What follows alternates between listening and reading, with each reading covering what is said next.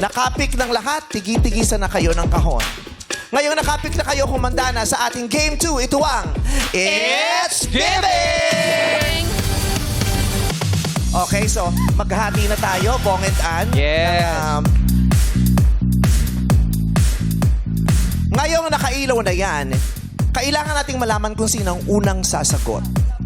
Ang unang sasagot ay yung nakatungtong sa kahon na magkakaroon ng ibang kulay bukod sa puti. Kaya naman, alamin natin ang ating first player to answer. Illuminate!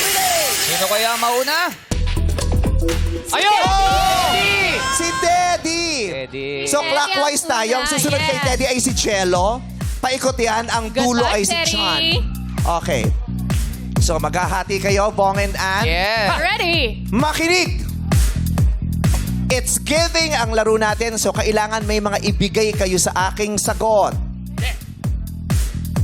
Magbigay ng mga lungsod, tigi-tigisa lang naman, magbigay ng lungsod o munisipalidad sa NCR o Metro Manila.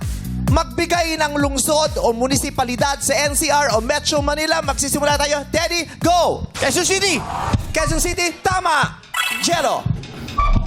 1, 2. Santa Misa. Wrong! Out ka na. Chi. Mandaluyong. Go.